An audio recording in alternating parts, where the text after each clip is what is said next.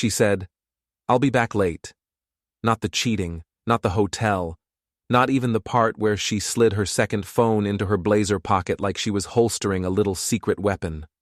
No, it was how she said it, casual, practiced, like I was background noise, like I was furniture. "I'll be back late," Lena said, standing in front of the bedroom mirror, putting on lipstick she used to say tasted like melted crayons. She almost never bothered with lipstick for work, unless investors were in the building, or there was press. Tonight was supposed to be team review, informal, no pressure. Her words. She called it a strategy session. At 8:40 p.m., in heels. At our condo in Portland, Maine, the bedroom runs narrow. You stand in front of the dresser and you can see yourself in the closet door mirror behind you. You get your reflection doubled. That means I had two versions of my wife in front of me when she said it. Version 1 looked stressed and professional, hair bent smooth around her face, navy blazer, white blouse that wasn't white when she bought it. It was cream, soft, a little romantic. Now it was tucked into slate gray slacks, so tight if she sneezed, they'd probably apologize. Version 2, the copy in the mirror, looked excited. She didn't mean for that part to show, but it did. I leaned in the doorway, arms crossed, calm. I wasn't calm, but I've always been good at acting like I am. I'm the guy who gets called when an access control panel dies at 2 a.m., and an entire wing of HarborGen Biotech can't get into the clean rooms. I don't get to yell. I get to fix it. That's my job. "Don't wait up," she said. "It's going to run late." I smirked. "Don't worry," I told her. "I've got company too." Her eyes flicked up so fast you'd think I threw a glass at her. That's the moment right there. Put a pin in it. Because that was when I knew. Not because she got caught. She didn't get caught. Not yet. You don't call somebody caught when they're still on offense. I knew because for a half second her face opened and I saw fear. Real fear. Animal fear. The kind of fear you don't feel unless you know you're guilty and you think the other person might, just might, finally stop pretending not to see. Then her face reset. "Oh?" she said, fake casual. "Who?" You know what's funny? I've taken apart high-voltage breaker boxes that were still hot, gloves or not. I've pried swollen lithium batteries out of half-melted lab laptops. I once crawled into a crawl space full of fiberglass dust to fix a chilled water line because the head of R&D had a meeting with investors and heaven forbid his lab air be 2 degrees off. I don't scare easy. Her asking who scared me, because she already had a plan for whatever I was going to say. That means this wasn't a slip. This wasn't, "I drank too much white wine with a coworker and something happened," like you'd hear on daytime TV. This wasn't an accident. This was rehearsed. I shrugged like it was all a joke. "Friend," I said. "You don't know her." "Her," she said, looking straight at my face. She said "her" like she wanted to scratch my eyes out for even saying it. That was cute. "Yeah," I said. "Okay," Lena said. "Well, don't do anything stupid." That part almost got me to laugh. Don't do anything stupid. She smelled like that pear and vanilla perfume she always said made her feel too sweet, like a cupcake. She only wore it 2 times a year. Anniversary dinners, date nights, in other words, for me.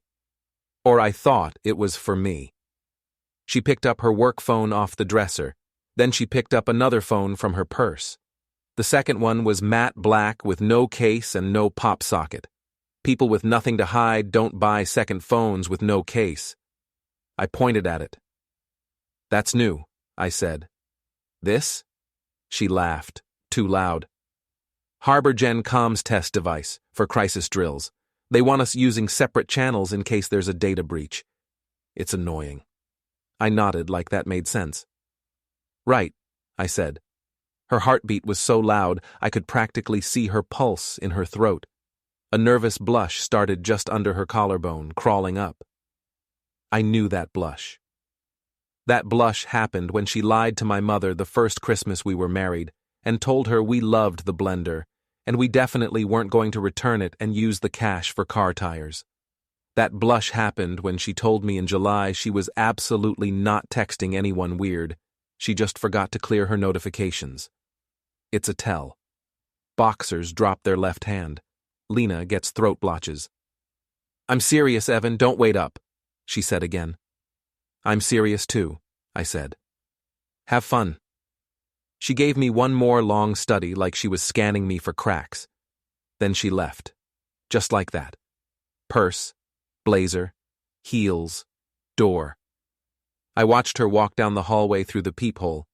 I watched her press the elevator button with her knuckle, not her fingertip, so she wouldn't smudge the polish she got at lunch. I watched her shift her weight onto her left hip while she waited, which she always did when she was already thinking about somewhere else.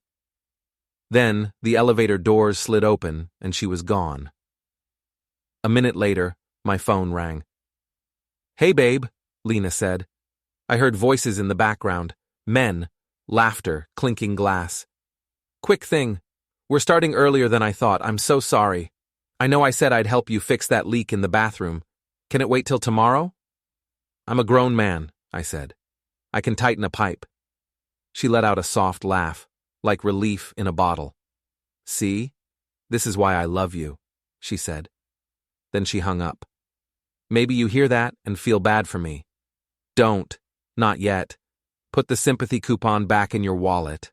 I don't want it. Because the minute she hung up, I grabbed my jacket and followed her. You think I'm going to sit on the couch and wait like a rescue dog by the door while my wife lies straight into my mouth from an elevator? No. No, sir, I'm not stupid. I'm slow to anger, yeah. I'll let you get away with a lot if I care about you. But I'm not stupid. And I wasn't angry. Not then. Not really. I was curious. And that is so much worse. While you're here, hit the hype button. Don't forget to subscribe and support this channel with a like. And tell us below. Have you ever faced something like this? I didn't take my car. This is how people get caught like idiots. They tail their cheating spouse in their own car, with their own plates, and then they're shocked when someone says, Hey, I saw Evan's Ford Escape circling the Harborview Hotel last night. Portland's not New York. You can't disappear here. People still make eye contact at grocery stores. Everybody knows who parks in whose space when there's a storm, and the plows make the lines vanish. I went downstairs, out the side door, and requested a rideshare from my phone. I watched the little icon on the map pull around from Congress Street. I zipped up my gray work jacket with the HarborGen patch on it. That patch is my best invisibility cloak. People look straight past you when you're maintenance. They step aside. They stop seeing you as a person and start seeing you as guy who replaces ceiling tiles. You can be in a boardroom, and they won't lower their voices. You can be in a hallway, and they won't stop flirting. You can hear everything. That's the first lesson, by the way. Remember it. The car pulled up. Old Civic that smelled like pine air freshener and stale fries. Driver was mid-50s, Red Sox cap, tired eyes. He glanced at me in the mirror, then back down to his app. Harborview Hotel on Commercial? He said. Yeah, I said. He gave a little huh sound and looked at me again in the rear view like he didn't want to, but curiosity won. You okay, man? He said. No offense. You look like you're about to do something you can't take back. Wallet thing, I said. I kept my voice low and let a little tremble in. She left her insulin in her purse. Forgot it. I just gotta get it to her so she doesn't... His whole body changed. Neck loosened. Jaw unlocked. His shoulders dropped 2 full inches. Oh, hell, he said. Yeah, we can move. I'll get you there. People want to be heroes. Give them the right story, and they will carry you. He drove like he meant it. Rain spit against the windshield. The city outside looked like a postcard where somebody rubbed thumb grease over all the edges. Yellow streetlights smeared across the glass. We rolled through downtown toward the water. The Harborview sits down near the old port, tucked between overpriced seafood and a boutique home store that sells driftwood bowls for $300 to people from out of state who call Maine quaint. We slowed a block before the hotel. Here good? He asked. Perfect, I said. I handed him a 20 for an $11 ride. The guy blinked, then nodded, then said, quiet, like we were in church. Good luck. The Harborview Hotel looks like money wearing a raincoat. Warm lights behind big windows, brass fixtures, woven rugs. It's the kind of place that uses words like curated and hand-sourced. You walk in there, and you smell citrus water and fireplaces and whatever they pump through the vents to make you think adult life should feel like this all the time if only you worked a little harder. I didn't walk in. You don't walk straight into the lobby when you're checking if your wife is lying to you. You circle first. You check the side entrance to the garage. Most places like that have a garage tucked under or behind for the guests who don't want street eyes. Dignity parking, I call it. I cut down the side alley and leaned in the shadow where the brick wall jutted. 5 minutes. 7. 9. On minute 10, an Uber Black rolled up. I could tell from the little sticker. Black Escalade. Covered plates. Tinted windows. It stopped not by the main doors. Not under the pretty awning with the bellhop. It stopped by the side entrance. The back door opened. Lena got out. The Lena that stepped out was not the Lena who kissed my forehead on the way out of our condo. This Lena moved like her spine had lost weight, shoulders loose, head tilted a little too far, like she was laughing at something the driver said. Her hair was tucked behind both ears, which she only did when she was trying to look younger. Then he got out. Tall, navy coat, expensive, the fabric that doesn't wrinkle even in rain. The kind of jacket that says, I don't buy things, I invest. Close-cropped hair, gym shoulders, nice watch. He didn't touch her, not in public, but his body tipped toward her like there was a magnet between them. I didn't know his name yet, but I knew I hated him. You want to know the sick part? I wasn't mad because a stranger was touching my wife. I wasn't mad because she lied to me. I wasn't mad because she was smiling for someone else. I was mad because I recognized his type. I see his type at HarborGen all the time. Guys who say we when they mean you. Guys who forward emails to their assistants and call that managing. Guys who throw a stress fit over a coffee machine being out of oat milk and then call that high standards. Guys who look at people like me and decide in under 2 seconds if we're a threat or a tool. He's already decided I was the tool. That, right there, is what lit the fuse. They went inside through the side door, not the lobby. You need a key card to go in that door unless somebody's holding it from the inside for you. Which means this wasn't a first-time thing. Routine, rehearsed, practiced. I pulled out my phone. Not to take a photo. Not yet. Later, sure, you get what you can get. But right then, I didn't want proof for a lawyer. I wanted proof for me. I wanted to be able to wake up tomorrow and not have my brain try to gaslight me. So I took 2 quick pictures. One of Lena stepping under his arm. One of the back of his head and his plate as he leaned into the car to grab his overnight bag. Then my phone buzzed. It was Lena. Hey, babe, she said, voice soft and worried. I am so sorry. It's going long. Don't wait up, okay? I promise I'll make it up to you tomorrow. I love you. I stared at the hotel door she'd just disappeared through. My mouth tasted like metal. I love you too, I said. And I hung up. I stayed where I was for a full minute, in the rain, feeling the first part of me crack. It didn't feel like heartbreak. It felt like when you're working under live power and you hear a hum you shouldn't hear. That low hum that means something is already melting inside the wall. You know what comes next is heat and fire and insurance calls and maybe a new job. But for that 1 second, it's quiet. That was me. Then I smiled. Okay, I whispered. Game on. When you've been with someone for 10 years, you know what they look like in the morning after they cheat on you. It's not guilt. It's choreography. Lena came in at 5:40 a.m. How do I know it was 5:40? Because the bedroom door clicked, and I looked at my phone and it said 5:40, and my brain is a hard drive for numbers when I'm under stress. People think guys like me don't notice detail. They're wrong. Detail is my job.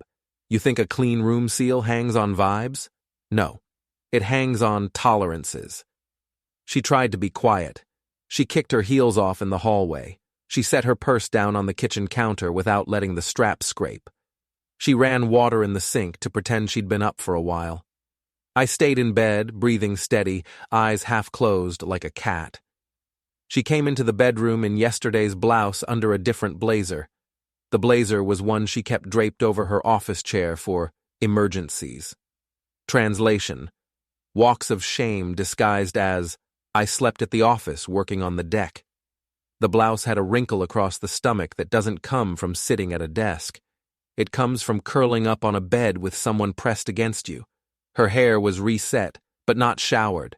Dry shampoo. She smelled like hotel soap and his cologne riding on top of her own pear vanilla. That hit me harder than anything, smelling some other guy on my wife in my bedroom. I could have said something.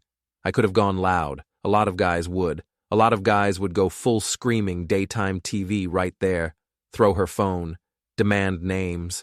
I didn't, because you only get one first reaction. You only get one first hit. You burn that too early and you lose leverage. So I pretended to just be waking up. You're early, I mumbled. God, she said, rubbing her forehead. It was a nightmare. You have no idea. I'm going to call HR. I swear to God I'm calling HR. They can't keep us that long without notice. It's not legal. Uh-huh, I said. I'm serious, Evan. I'm going to log the hours. This is ridiculous. They can't just... it's almost 6 a.m. Look at this. Look at the time. It's almost 6 a.m. I haven't even brushed my teeth. Rough night? I said. I filed that name. Daniel. She only said his first name. No title. No VP Hart. No Dan from Strategy. Just Daniel. Like they'd had whole conversations that lasted hours and crossed state lines, and she had opinions about how he handled things.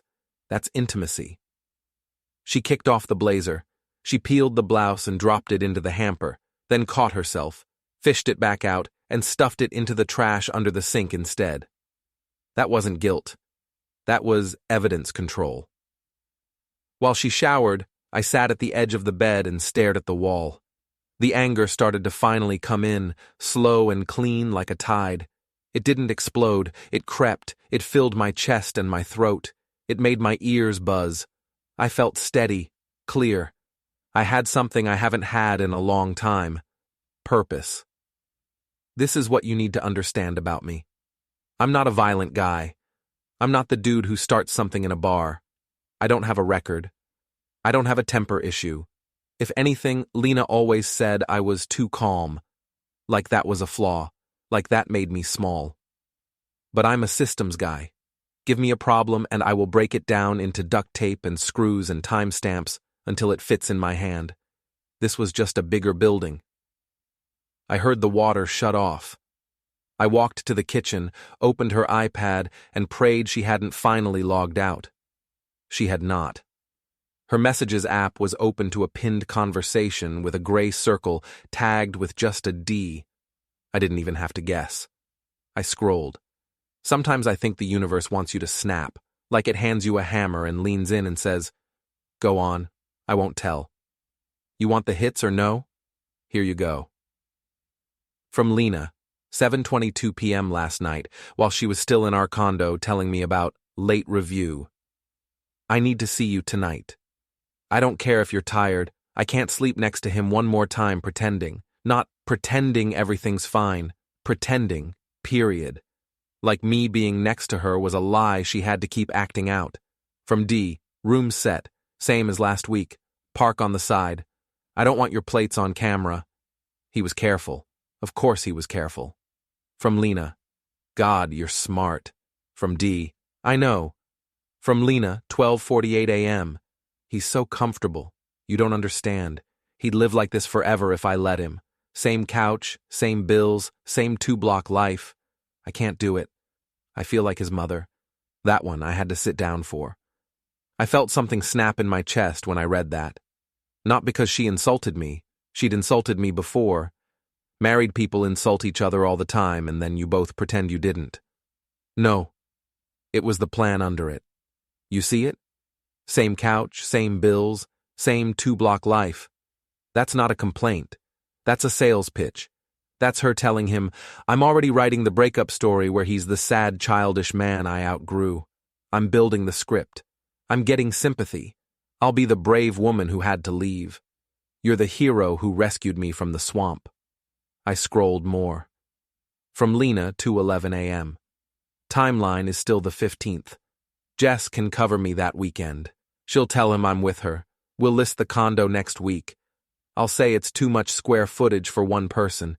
He can't float it alone, and he can't stop me from selling if I play it right because technically I'm co-owner. He'll have to let it go. Read that again. We'll list the condo next week. We'll list my home. The home my dad helped with when he was still alive. The one piece of real safety I had in this whole stupid life. We'll list it, we'll cash out, and then she'll run off to Daniel's rental and I'll be left holding debt I didn't even sign for. And she's bragging about it like it's a Pinterest board. The anger stopped being anger. It turned into something colder. I scrolled further down to 3:03 a.m. when I was home asleep, and she was in that hotel bed with her second phone in her hand, whisper texting in the dark. From Lena, promise me you're not going back to the old version of you. I can't handle the mood swings. I can't do the yelling. I'm done with yelling. If you blow up again, I'm gone for real. I mean it. From D, I'm not like that anymore. You know that. I'm in control now. From Lena, you scared me last summer. Don't do that again. Please. From D, I told you. I'm in control now. That right there was the first time I thought you might actually be dangerous. Not because he said it, because she had to ask. People don't ask, promise me you won't go back to the old you, unless the old you came with holes in drywall. The shower cut off. I closed the iPad and slid it back to where she'd left it on the table. I looked around our kitchen. Cheap cabinets peeling at the edges. Coffee maker with a crack in the handle I kept meaning to glue. Stack of mail on the counter. On the top of the stack was a credit notice I didn't recognize. APR 19.9, minimum payment due. My name. Her handwriting faked in blue ink. That was the moment I stopped being the safe one. That was the birth of the other version of me. Call it petty. Call it cruel. Call it what you want. I know what it was. It was survival. Most people picture biotech like labs full of white coats and glowing blue samples that cure cancer. HarborGen is 20% that, and 80% office park with better lighting. Concrete, glass, card access points at every door, cameras everywhere, motion sensors, air quality monitors that trip alarms if you spray cologne in the wrong hallway. Anything that can leak, buzz, hum, blink, flash, log, or trip a breaker, I'm your guy. Job title, Facilities Engineer 2. What that really means is this. I know where every blind spot in that campus is.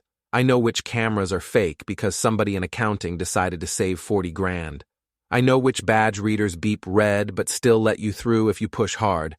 I know who's cheating on who in which sub-basement storage closet and which VP keeps an emergency shirt rolled up behind the CO2 scrubber. You keep your mouth shut, you get to live in the walls. I clocked in Friday morning on zero sleep.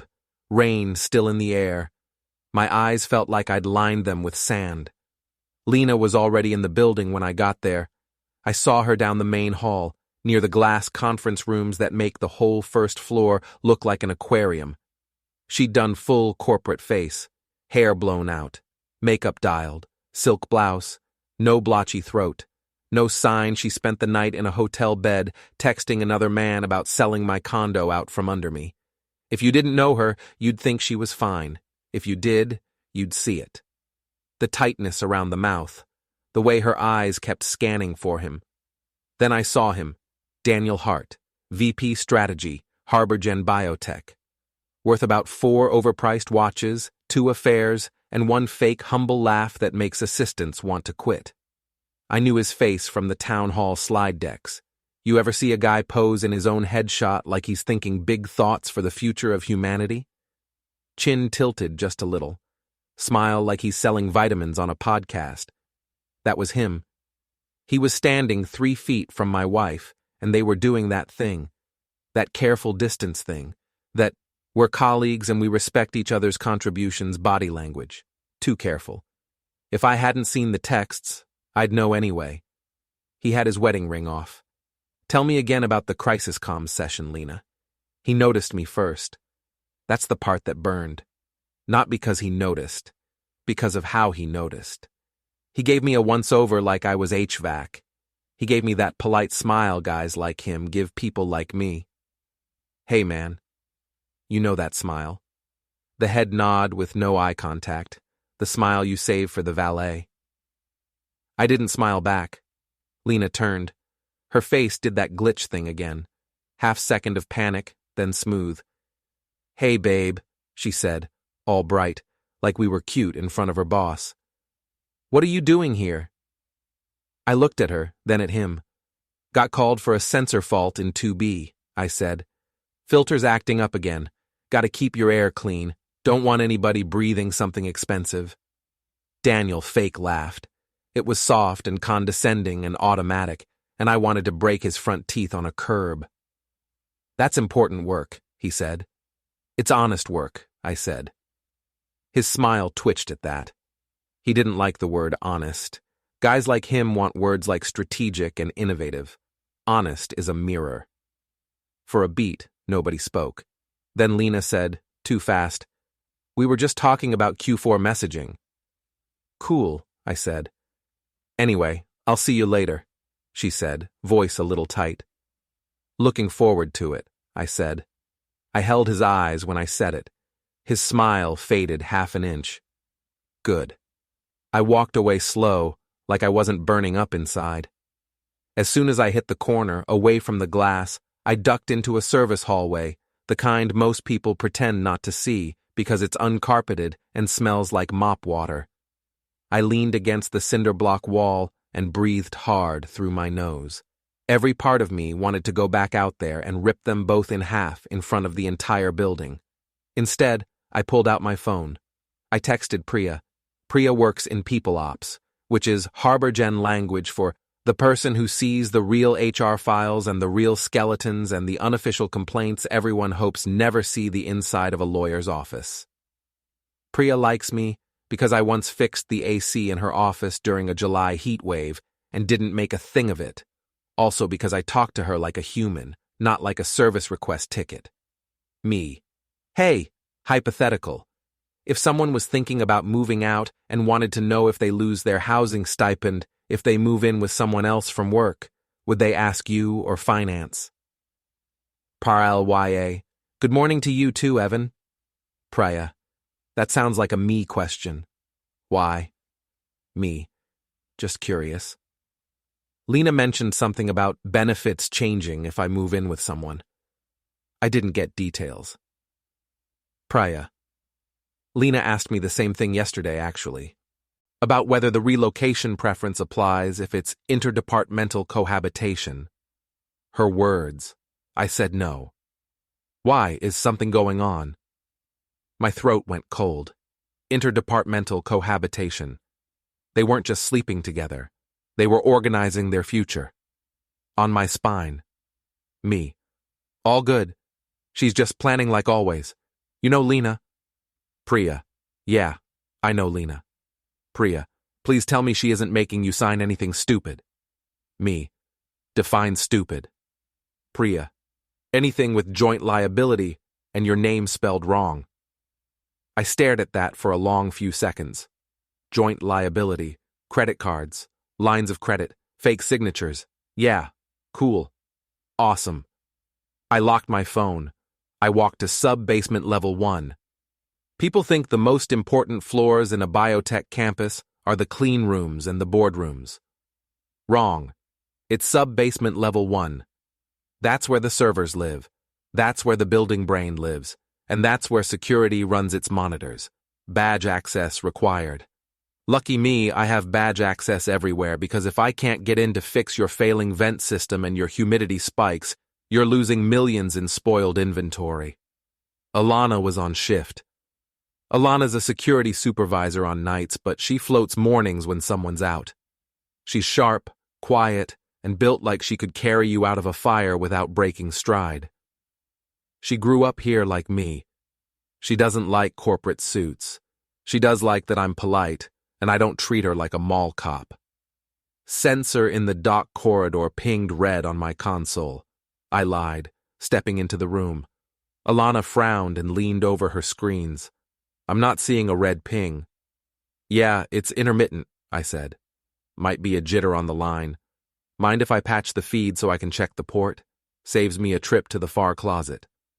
She shrugged. Knock yourself out.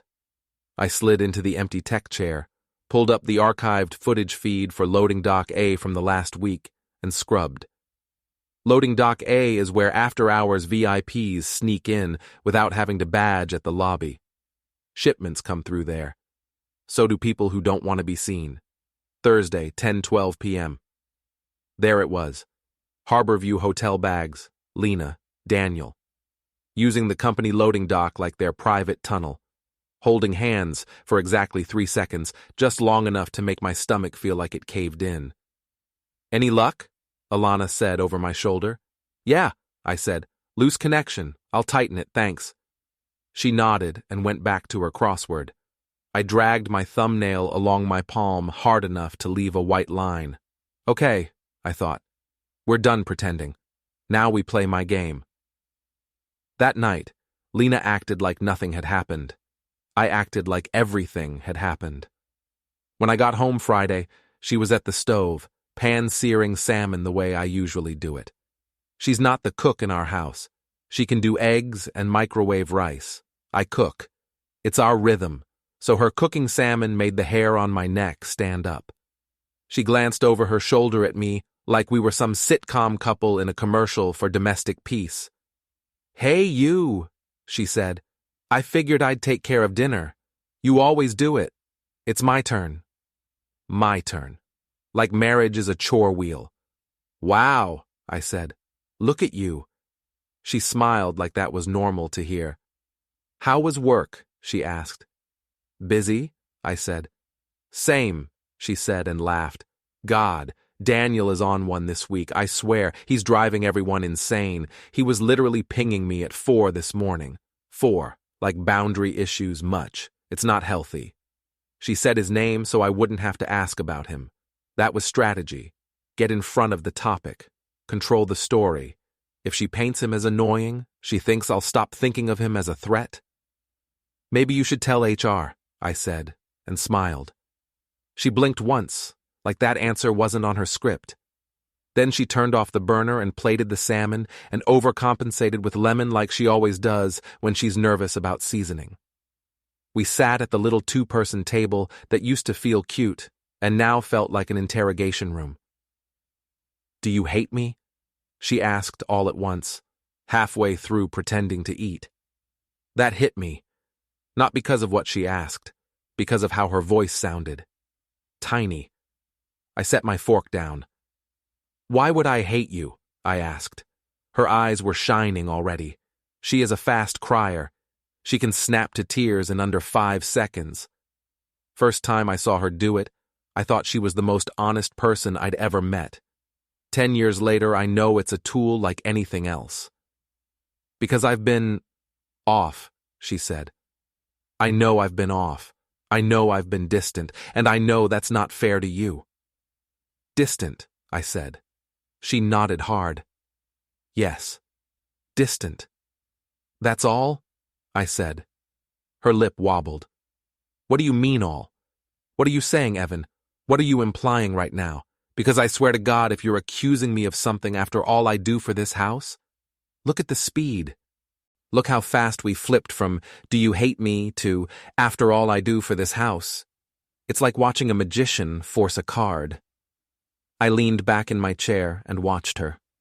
I let the silence sit so long she had to fill it. Her shoulders curled in. I just feel like I'm carrying everything sometimes, she said, voice small. Like I'm the only one thinking about the future. You know? Like I'm the only one thinking about what's next. Where we're going. How we get there. You're so comfortable. You're so comfortable, Evan. I feel like I'm suffocating. I feel like your mom. Do you understand how that feels? There it was. Out loud. There was the script she'd been practicing in Daniel's bed. I'm the child. She's the caretaker saint. I almost laughed. I swear to God, I almost burst out laughing right there in our kitchen because of how clean it all lined up with the text I read that morning. Instead, I nodded slow. That must be hard, I said. Her eyes flooded. She reached across the table and put her hand on mine like we were in couples therapy. It is, she whispered. I flipped my hand under hers and squeezed. I hear you, I said. She blinked. That's not what she expected. She expected me to explode, to yell, to give her the recording she needs to sell me to her sister and to Daniel and to anybody else who needs a bedtime story about why she had to leave poor, broken Evan. I'm not yelling. Not yet. Right now, I'm smiling like the patient on the gurney who already palmed the scalpel. We finished dinner in a weird quiet. She showered, slow. I could hear the water running longer than usual. She always showers long when she's rehearsing lies in her head. She'll play through 6 versions of a fight before she ever has it. I sat on the couch. I pulled her iPad again. This time, I didn't scroll the romance garbage. I scrolled the money, shared files, cloud drive, insurance docs, mortgage docs. What I found under a folder called Taxes Final was a scanned doc with my signature on it. Problem was, I never signed it. It was an application for a revolving credit line against our condo equity. Primary, Evan Blake. Co-signer, Lena Blake. Requested draw, $42,000. Purpose, emergency home repair, roof replacement. That would have been a funny joke if it didn't make my stomach roll because our roof is fine. I fixed flashing up there myself last spring. I had the photos in my phone to prove it. And that credit line? It was open, not requested. Approved, open, money already out. So yeah, now I'm mad. I closed the iPad, stood up, and walked to the bathroom door. The shower was still running. Lena, I said. Yeah? She sounded almost scared. I'm heading to bed, I said. Oh, okay, she said. We good? I said. Silence for a second. Then, soft as tissue. Yeah, we're good. Great, I said. I walked to the bedroom, lay down on my side of the bed, and stared at the ceiling. I'm the only one thinking about the future, she'd said. Fine, now I'm thinking about it too. You ever stand in a parking garage at night? I don't mean walk through it, I mean stand in it. Just stand. Lights buzzing, wind coming in through the concrete openings and howling like a throat. Your footsteps echo when you shift your weight even an inch. You can smell rubber and oil and cold metal and that faint rot smell from the drains. It's a good place to corner something. Friday night, I put my plan into motion. Some people think revenge is rage. It's not. It's logistics. Step 1, you pick the field. For me, that was the old port parking garage next to the harbor view, 3rd level. Half lit. Half the cameras work, half don't, and I know which half. Step 2, you create a situation the other guy can't afford. Not won't like. Can't afford. Guys like Daniel, you don't scare them by saying, I'll hit you. You scare them by saying, HR will hear you yelling at a maintenance guy in public and they'll smell lawsuit and you'll be radioactive by Monday. So I dressed like Harbor Jen, gray jacket, patch on the chest. I waited. At 6:12 p.m., his navy coat came around the ramp. He wasn't alone. Lena was a few steps behind him, wearing a different blazer, hair up, sunglasses on her head, even though the sun was already down. She was talking fast, hands up, like she was trying to explain something, and he wasn't giving her the answers she wanted. They hadn't seen me. Not yet. I stepped out from between 2 concrete pillars and said in my professional voice, Mr. Hart, I need a word. They both froze. Daniel turned slow, like a shark who just picked up heartbeats in the water. For half a second, he didn't recognize me, because in his head I'm not a person. I'm background. I'm a function. Then the recognition hit and his jaw sharpened. This isn't appropriate, he said. Yeah, I said. Neither is company time at a hotel, but here we are. Lena's face went white, then red. Evan, she whispered, what are you doing here? I ignored her. I kept my eyes on him. We can do this polite, I said quietly. Or we can do it loud. Your call. He laughed. It came out high and tight. I don't know what you think you're trying to pull, he said, stepping closer to me like he thought he could big dog me. But if you don't turn around and walk away right now, I'm going to make one call and you are going to be unemployed before you hit your pillow tonight. You hear me? Lena grabbed his arm. Daniel, she hissed. There it was. Daniel. Not Mr. Hart. He shook her off like she was lint. You think you can threaten me? He said, getting louder, pointing at my chest. Do you have any idea who you're talking to right now? Do you have any idea what kind of exposure you're opening harbor Jen up to with this behavior? Do you have any idea how fast I can crush you if I decide to? I leaned in until my nose was 2 inches from his. Shut your mouth, I said, calm.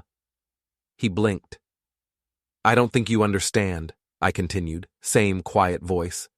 I'm not here to cry. I'm not here to plead. I'm here to give you the best chance you're going to get. His face twitched. Anger, confusion. Under that, fear. Good. Here's what you're going to do, I said. You're going to stop using my name for anything. You're going to stop planning my eviction. You're going to stop talking to my wife like she is a thing you're test driving. And you are going to tell her you are done. Tonight, in front of me. Daniel let out a short bark of a laugh. You're insane, he said. You're absolutely insane. Lena whispered, Evan, please. I didn't look at her. Daniel jabbed a finger at my chest. If you don't walk away in the next 3 seconds, I will call the police and have you trespassed from this property, and then I will have you blacklisted from every facility job in a 50-mile radius. You will never work again. Do you understand me? Do you understand who you're dealing with here? That little speech told me 2 things. 1, he was scared enough to flail. 2, he thought jobs like mine were disposable, which means he never did one in his life. See, I think you don't understand, I said. Then I moved. Not a punch. Not yet. I brought my hand up hard and slapped his chest with my palm, shoving him back into the concrete pillar. It made a nice flat smack sound, loud, echoing, carried. He stumbled, his eyes went wide like I tased him. Hey, he gasped. What the? I leaned in close so only he could hear me. I'm going to say this once, and then we're going to test how loud you really want this to get, I whispered. You lay another finger on my life, I will walk into your house and hand your wife screenshots of every text you sent my wife. I will sit on her couch and pour her water while she reads. I will answer questions. I will stay until she finishes. Nod if you understand me. His face drained. He swallowed. There it was. He nodded. Lena made a soft, choking sound. Evan, what are you doing? She whispered. Stop. You can't. This is crazy. People are going to see. Good, I said without looking at her. I hope they see. Daniel's mouth worked like a fish. He tried to recover his voice and his dignity at the same time. It didn't work. You are in so much trouble, he hissed, trying to make it sound like a threat instead of a plea. You have no idea who you're messing with. I'm serious. I'm serious. This is harassment. This is... Yeah, I said. Keep using that word. It sounds great in your voice. Say it louder. Give me my keys, he snapped. I held them up and smiled. He went red all the way up his neck. He lunged. He wasn't a fighter. He was a lunger. Wild grab. No control. All ego.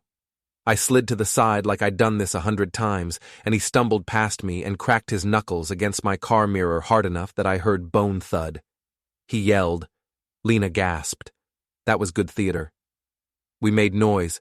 We drew eyes. 2 people down on level 2 popped their heads over the railing to look up. What the hell is going on up there? One of them yelled. Nothing, Daniel shouted back, voice ragged. Mind your business.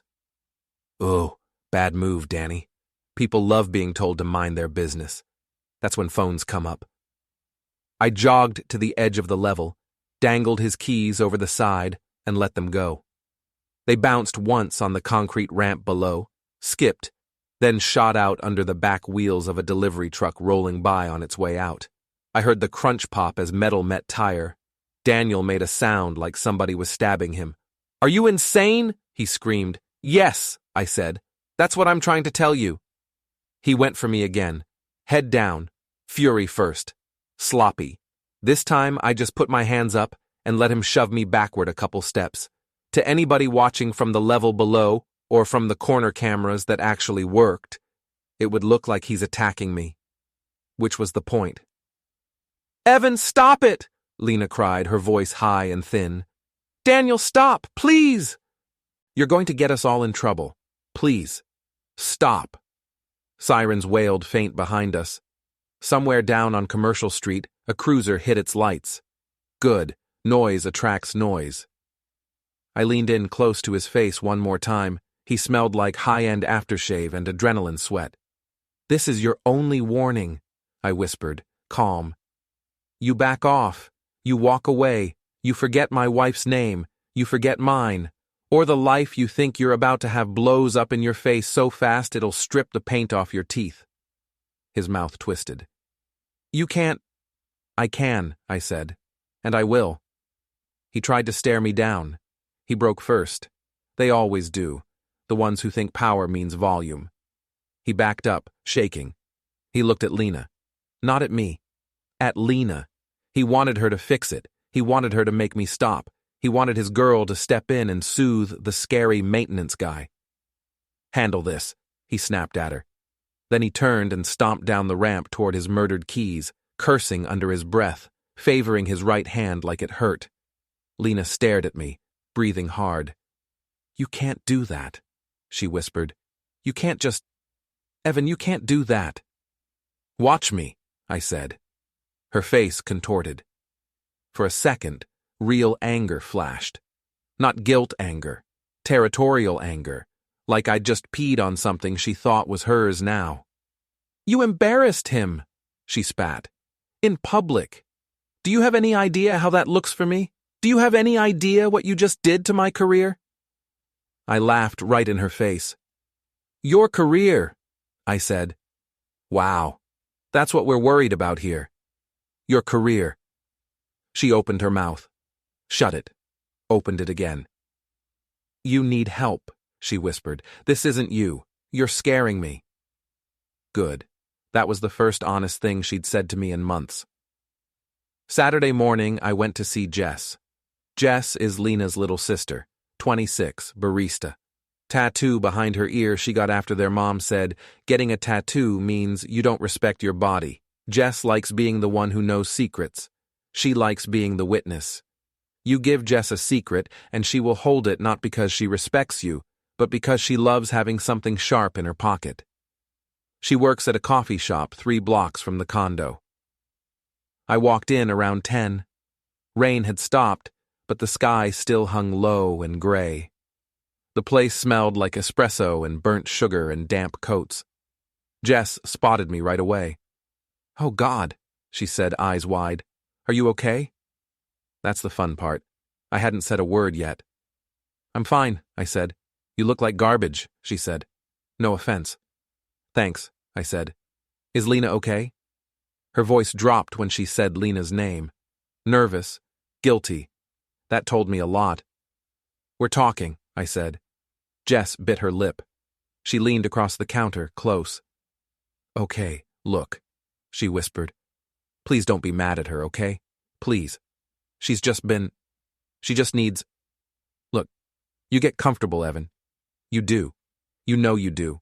And she just needs... excitement. For once. She's been momming you for, years. She just needs to feel like a woman and not like a babysitter. It's not about you. It's about her." I let that sit in the air like a fart in church. "Relax," I said. "I'm serious," Jess hissed. "I'm serious, Evan. She will cut me off. She will tell Mom I was meddling, and then Mom will call me and I'll have to hear about how I'm destroying the family all weekend, and I can't. I cannot do that again right now, okay? I'm already covering for her with Mom about next weekend. My brain clicked. Next weekend. Covering. What's next weekend? I asked, keeping my voice low and soft. Jess shut her mouth so hard her teeth clicked. You didn't hear that from me? She whispered. Right, I said. Of course not. She twisted the rag in her hands. She's moving out next weekend, Jess blurted in a rush, like she physically couldn't hold it. Okay? There, I said it. Don't freak out. She's moving in with... Look, don't freak out. It's not like she's leaving you with nothing. She's not a monster. She's selling the condo and splitting it. She said you'll be fine. She said you'll land on your feet. She said you always land on your feet. Don't make that face. Evan. Stop. Oh my God. Nothing in me moved. Outside, my face probably looked calm. Inside, the temperature dropped 20 degrees. She's selling the condo, I said. Jess nodded fast. It's for the best, for both of you. She can't breathe there anymore. She says every time she walks in, she smells you. Like old laundry and motor oil and I don't know. She said it's like living in a garage. Don't get mad, I'm just repeating. And she says you can't float it alone, financially. Not at these rates. And it's not fair to expect her to keep paying for something she doesn't even want and isn't even staying in. She said you'd understand if you really loved her. There it was. Not, we're splitting. Not, we're figuring it out. She already told everyone how it's going to go. She's the brave woman leaving the man-child. I'm the man-child. And she's already running PR on the story, so she looks like a hero for walking. I took a breath. Does she know I know this? I asked. Jess shook her head so hard her messy bun bounced. No. No, God, no. Do not tell her I told you. She'll ice me out. Last time she iced me out, I didn't talk to her for 4 months, and Christmas was a mess, and Mom made me feel like I drowned a puppy. Please, Evan, I'm begging you. I nodded. Okay, I said. Jess let out a long sigh of relief. Thank you, she said. God. Okay, good. Because honestly, she needs this, like spiritually, you know? She needs to feel like a woman, not like someone's mom, because that's not what marriage is supposed to be. And you'll be fine. You're tough. You always land on your feet. She said that. She kept talking. I didn't hear the rest. Because in my head, I was already in our kitchen, sitting across from Lena at that stupid 2-person table, watching her sign. She thinks she's going to walk out of my house with cash in her pocket and a new set of keys in her hand and some VP's arm around her shoulders while she gives some tearful story about how she tried. She really tried, but sometimes love just dies. Okay. No, we're not doing that.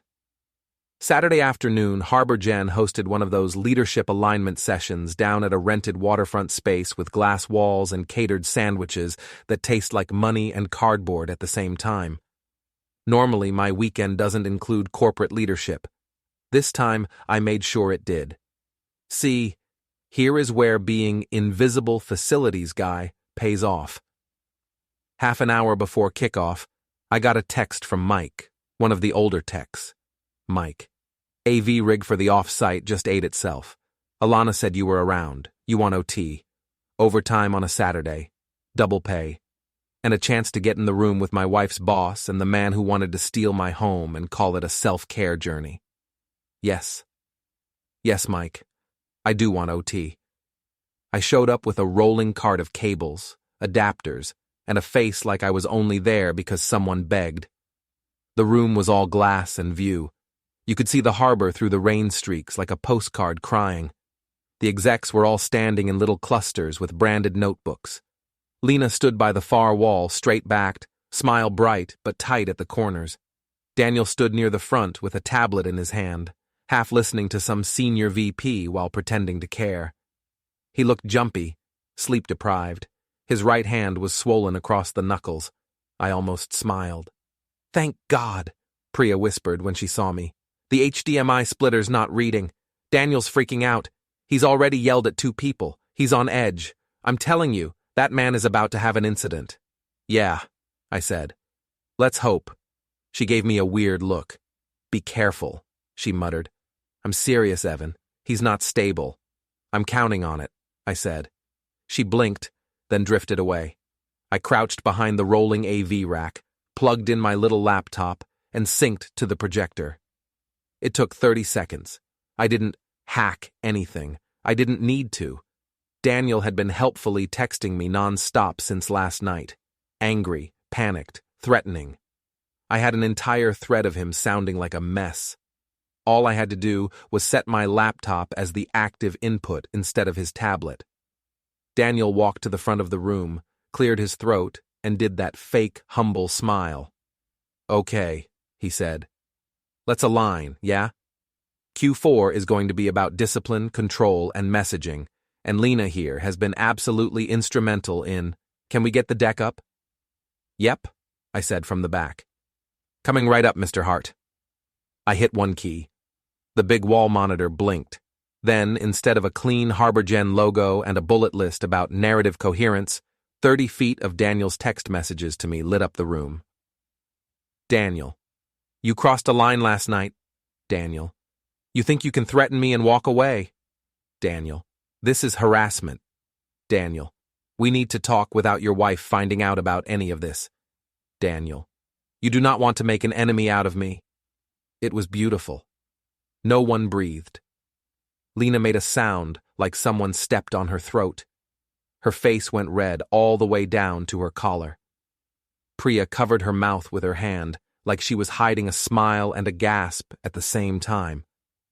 Daniel's face went sheet white and then blotchy red. Turn that off, he snapped. His voice cracked on off. Sorry, I said, frowning exaggerated confusion. That's weird. I thought that was the Q4 deck. My bad. Must have hit the wrong source. Give me a second. A couple of the older VPs looked from Daniel to Lena, then back to the screen, then at me, then at each other. You could hear the math happening in their heads. Because if you're a senior VP and you just watched a subordinate's angry, paranoid, we need to talk without your wife finding out. Messages pop up in a room where HR and comms are both present, you smell lawsuit. You smell scandal. You smell not promotable this cycle, and you pull back. Like that, Daniel went from golden boy to liability. He knew it. He panicked. Shut it off, he barked louder. Shut it off now. Are you deaf? I said shut it off. What the hell is wrong with you? Do you have any idea what you're doing? Do you have any idea the exposure you just created? Do you even think... Every syllable was another bullet in his own foot. Because he wasn't yelling at me in private. He was yelling at facilities in front of HR and 2 C-levels. You don't do that in 2025 and walk away clean. You just don't. Sorry, sir, I said, keeping my voice neutral and just a hair shaky. Just trying to help. You told me to get the deck. I'm doing my best. The room watched him talk to me like garbage. The room watched me stay polite. The room watched Lena slowly bleed out through her expression. Perfect. Daniel realized what he'd just done about 2 seconds too late. He shut his mouth. He did a full body inhale, like he was trying to swallow the last 10 seconds back down his throat, and he smiled. It was the worst smile I've ever seen on a living person. We're good, he said, voice so fake sweet it made my teeth itch. Thank you. Just a tech issue. Totally fine. Let's reset. Everybody okay? Good. Let's reset. Nobody answered. That happens in real life more than you'd think. People think drama explodes and everyone screams and throws papers. Sometimes, yeah. But most of the time, real-life drama is quiet. It's a slow leak. You watch respect drain out of a room and pool around someone's shoes. You watch a guy realize he's standing in it. Lena wouldn't look at me. I didn't look at her either. I packed up my cart. Priya drifted over, eyes wide. Whatever you're doing, she whispered, be careful. I smiled. This is me being careful, I said. Saturday night, the storm finally rolled in off the water. Wind pushed the rain sideways hard enough it felt like handfuls of nails. Streetlights blurred. Wipers couldn't keep up. Portland does this thing when it storms where the whole city goes quiet early. Restaurant lights go dim. Tourists run back to their hotels with takeout boxes clutched like babies. Daniel didn't go home to his wife. He went to his little rental on the east side. The one Lena hadn't told me about, but Jess basically had. I knew which house it was, because Lena's texts mentioned that stupid fake coastal painting above your horrible rental couch, and the window in the kitchen that rattles when the furnace kicks on. I'm in maintenance. You give me 2 details like that, and I can find your address in under an hour. I didn't break in. I'm not stupid. I waited in my car across the street with the engine off and my hood up, so I looked like every other guy with an old Escape praying it would start in November. At 9:15 p.m., Daniel came out in gym clothes with a duffel over his shoulder. Because of course he did. Of course he's the late-night grind guy. Gotta get those reps at 9 p.m. in a storm to prove you're disciplined, even if your knuckles are still swollen from slamming into my mirror. He locked his BMW with a chirp and jogged down the little steps to the driveway, head down against the rain. I got out of my car with a tire iron. I wasn't subtle. I walked right up to his precious black BMW, raised the tire iron, and brought it down on his left headlight. Plastic exploded. The noise cracked through the rain. He spun around and yelled like I'd shot his dog. "What the hell are you doing?" he screamed. I didn't answer. I swung again. Right headlight this time. Glass and plastic burst and rained down like cheap jewels. The alarm started shrieking. Red lights strobed across the street, bouncing off wet pavement, making the whole night look like a low-budget cop show. Daniel charged me. He didn't think. He just charged. Good. I dropped the tire iron on purpose. I put my hands up like I was scared. I stepped back, letting him grab my jacket and slam me into the hood. The alarm wailed in both our faces. From across the street, a porch light clicked on. A neighbor stepped out, phone already up. "Hey!" she shouted. "Hey! I'm calling the cops!" "Call them!" I yelled back, just loud enough to cut through the alarm. "Please! He's been threatening me all day!" Daniel froze. He looked from me to the neighbor, then down at his hands on my jacket, then back up. In that second, his brain caught up. He let go like I was hot. "You psycho," he hissed. "You absolute psycho. What is wrong with you?" I smiled slow. "You even think about contacting Lena again," I said, low and even under the squeal of his alarm. "And I walk over to your wife's place with a thumb drive. I will sit on her couch while she plugs it in. I will pour her a glass of water. I will be polite. Nod if you get me." His jaw clenched so hard a vein jumped in his temple. "Nod," I repeated. He nodded. "Good," I said. Then, and this part was just for me, not for cameras, not for neighbors, not for Lena, just for me, I slapped him. Open palm, sharp, right across the face. Not hard enough to break skin. I'm not trying to go to jail for assault, just hard enough to wring his ears and humiliate him. His eyes went wide with shock, not pain. Shock. No one had touched him like that in a long, long time. Guys like him don't get slapped. They get emailed. "Hit me," he whispered, shaking. "Hit me again. Come on, hit me again. Give me an excuse." That's when I saw it for real. The thing Lena was worried about at 3 a.m., the old you she begged him not to go back to. He wanted to lose control. He wanted to swing. He wanted that so bad his hands were shaking, because if he swings, he gets to be the victim afterward. He gets to say, "He attacked me first." He gets to spin the story. "No," I said softly. "You don't get that. You don't get to feel better." Lena's headlights cut the corner then, whipping too fast down the flooded street. She parked half up on the curb and stumbled out. No umbrella, hair plastered to her face. "Daniel," she gasped. "Daniel, oh my God, what's happening? What are you doing? You can't—" She saw the headlights on the BMW. She saw the neighbor filming. She saw me standing there calm and Daniel shaking like a dog in a thunderstorm. Her face crumpled. What did you do? She whispered at me. I laughed. What did I do? I said.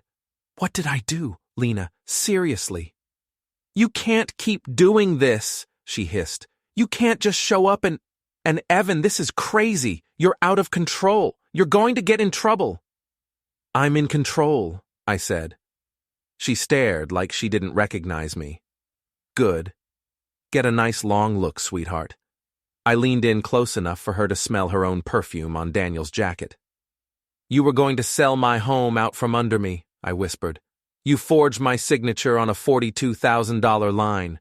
You were going to dump me with debt in my name and run off to play house with this guy while you told your sister and your mom and anyone else who would listen that you tried so hard, but I was just too much of a child to keep. You were going to ruin my life and call it self-care. Lena's mouth opened and closed like the world just slipped. It's complicated, Evan. No, I said. It's not complicated. It's math. She looked at Daniel like maybe he'd step in and be her hero. Daniel was too busy rubbing his cheek and staring at his broken headlights like I'd kicked his firstborn. You can't prove anything, Lena whispered, but it came out weak. I smiled. I don't have to prove anything yet, I said. The patrol car finally rolled slow past the corner. Lights were on, but siren was off. The officer in the passenger seat leaned out the window. Everything okay here? He called over the rain and the still screaming alarm. Yes, officer, I called back. My voice shook just enough. I'm the one who called. He showed up at my place last night and threatened me. I just want this documented. Daniel's head snapped toward me. You lying. Sir, the cop said, sharp. Hands where I can see them, please. Daniel threw his hands up. His knuckles were puffed and red. He looked wild. Are we done here? I asked him softly. He glared. He didn't answer. Which was an answer. Sunday morning, rain still ticking against the windows, Lena sat across from me at our kitchen table like we were negotiating a hostage release. Her eyes were puffy. She'd been crying. Not soft crying. Not manipulative crying. Ugly crying. Throat sounds. Snot. The whole thing. She'd washed her face and pulled her hair back, but you could still see the redness around her nose. She set her hands on the table like I was a cop, and she didn't want to make any sudden moves. I think, she said quietly, that we should be adults about this. I almost choked. Adults, I said. She swallowed. Yes, adults. We can end this clean. We can sell the condo, split it, and just walk. We don't have to do this to each other. We don't have to be ugly. We can just be done. Okay? We can just be done. I leaned back in my chair and looked at her. You want to sell my condo, I said. Our condo, she corrected, too fast. My condo, I said again, calm. Evan, she said softly, like she was talking to a toddler. Please don't start with that. Please, I'm trying to make this as painless as possible for you, okay? Don't make this harder than it has to be. Painless. For me. God. Lena, I said, you're going to listen very carefully now, and you're going to fight the urge to interrupt me. Because if you interrupt me, I will stand up and this conversation will get loud enough to make the neighbors start texting each other again, and I don't think you want that.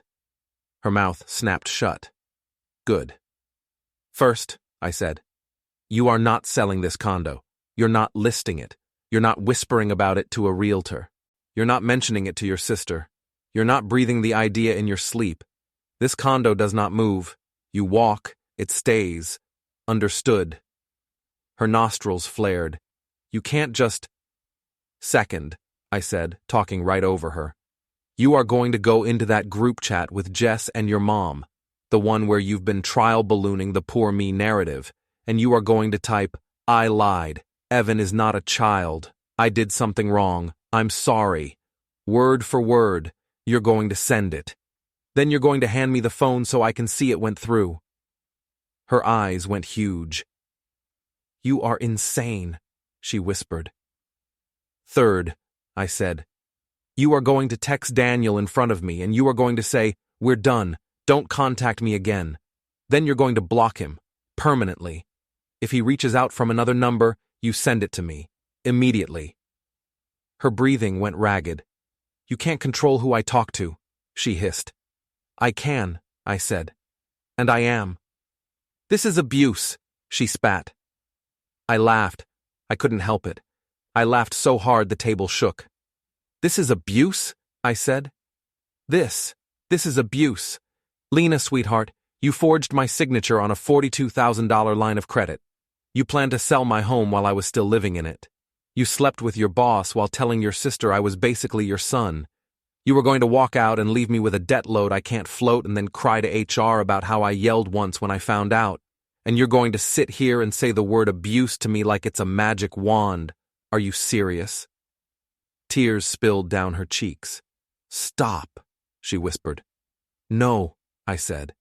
She let out a little animal sound. This isn't you, she whispered. You're scaring me. Good, I said. She stared at me like she was seeing a stranger. Maybe she was, because that old safe version of me, the one who'd fix her car and rub her feet after a long day and make her salmon and listen to her talk about work drama like it was national security, that guy died in a hotel parking lot Friday night.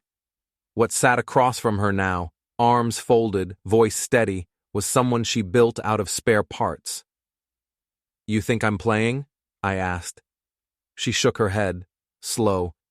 Then pick up your phone, I said. Her jaw clenched. Her shoulders shook like she was freezing. She reached for her phone with shaking hands. Her thumbs hesitated over the screen for a long second. Then she typed, I'm sorry I lied. This wasn't Evan's fault. I hurt him. I'm sorry. She showed it to me. Send, I said. She hit send. 3 dots popped up almost instantly from Jess. Oh my God, are you okay? What is happening? I smiled.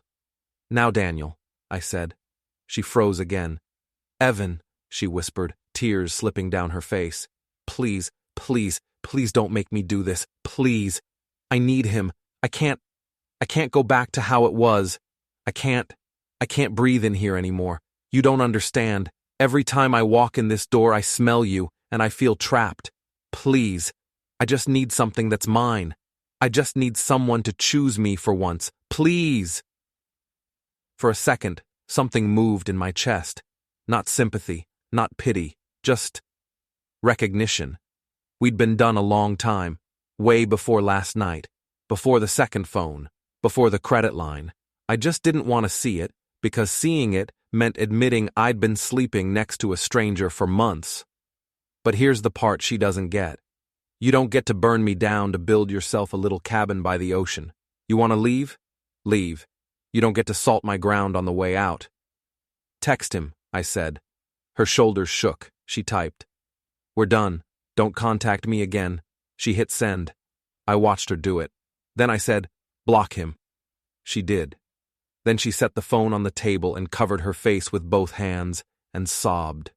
Not pretty sobs, full body sobs, shoulders heaving, sounds ripping out of her like fabric tearing. I let her cry. I sat there and watched my wife shake apart at our kitchen table, and I felt nothing. No, that's not true. I felt steady. I felt focused. I felt like I had both hands on the wheel for the first time in days. My phone buzzed. Unknown number. Meet me tonight. Level 3. 9 p.m. Come alone. I didn't have to ask who it was. I smiled. Evan? He gasped. Stop, this is assault, you psycho. Get your hands off me, get your hands off me. I'm going to sue you. I am going to end you. I am going to... Listen, I said in his ear. He writhed. Listen, I said again, a little more pressure. He went still. Here's how this goes, I whispered. You are going to send HR an email at 8 a.m. tomorrow, requesting personal leave for mental health reasons. Use those exact words. You are going to vanish from HarborGen. You're going to ghost. You're going to let them think you're unstable. You're going to make it easy for them to cut you loose. You're going to disappear on your own so I don't have to shove you. He made a strangled noise. You are going to stay away from Lena, I continued. Forever. You are not going to text her, call her, email her, send her memes, DM her on any platform, or drive past her office just to check in. You're done. Nod if you understand me. He didn't nod. I brought my forehead down next to his ear and slammed my fist, not into him, but into the windshield of his rental. The glass spiderwebbed with a sound like a gunshot. The alarm started screaming, lights flashed, rain blew in through the open side of the garage and turned the flashing red lights into streaks across the wet concrete, like something out of a bad dream. Daniel flinched so hard his whole body jerked under my arm. He nodded. Good, I said. He was breathing so fast his chest hit my forearm in little rabbit punches. Now, I said, you are going to go home to your wife, and you are going to tell her everything before I do. All of it. Every detail, every lie, every hotel, every text, every plan. You are going to confess like it's church, and you're buying your soul back at retail. Because if you don't, I will do it for you, and I will make sure her sisters are there when I do. Nod if you understand me. He nodded again, eyes squeezed shut. Great, I said. I let him go. He staggered back, one hand flying to his throat, like I'd strangled him even though I hadn't. People like him always act like they've been strangled when all you did was move their world an inch. He looked at me with hate so pure, it was almost clean. You don't get to win, he whispered. I already did, I said. You're trash, he spat. You're nothing. You're a maintenance guy. You're a joke. She told me. She told me how you live. She told me how you think. She told me how small you are. You're a project. You're pity. You're a favor she did for herself in her 20s that she outgrew.